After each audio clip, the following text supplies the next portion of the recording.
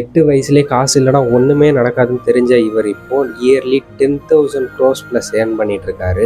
இவர் எல்லாருமே தெரிஞ்சிருக்கோம், லலிதா ஜுவல்லரி ஓனர் கிரண் குமார். சின்ன வயசுல அவங்க அம்மா கிட்ட 65 கிராம் வளையல வாங்கி அதை உருக்கி ஜிமிக்கியா 105 கிராம்ஸ்ல ஸ்டோனோட வச்சு சேல் பண்ணியிருக்காரு. நல்லூர்ல இருந்து சென்னைக்கு 1 டேக்கு, நல்லூர் டு சென்னை, சென்னை டு நல்லூர்ன்ற மாதிரி 3 டைம்ஸ் டிராவல் பண்ணி கோல்டை பை பண்ணி திரும்ப ரீசேல் பண்ணியிருக்காரு.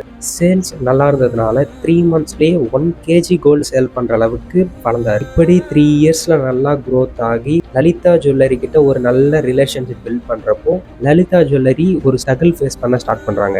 லலிதா ஜுவல்லரி ஓனர் அந்த கந்தசுவாமி பிள்ளை கிரண் குமார் கிட்ட சொல்றாரு, இது போல பிசினஸ் ரொம்பவே லாஸ்ல போயிட்டு இருக்கு, இப்படியே போனா நான் ஜெயிலுக்கு தான் போகணும் அப்படின்ற மாதிரி ரொம்ப ஃபீல் பண்ணி கிரண் குமார் கிட்ட சொல்றேன். அப்போ கிரண் குமார் என்ன சொன்னார்னா, லலிதா ஜுவல்லரி என்னோட தாய் போல, என் தாய்க்கு எந்த தப்பான பேரும் நான் வரவிட மாட்டேன்னு திரும்பவும் பிஸ்னஸை வாங்கி அதை ரீபில்ட் பண்றாரு. பிராண்டிங்க்கு ஹீரோயின்ஸை கூட்டிட்டு வந்தா அவங்களுக்கு காசு செலவு பண்ணணும், அந்த காசை நான் கஸ்டமர் கிட்ட தான் ரெடியூஸ் பண்ணணும்.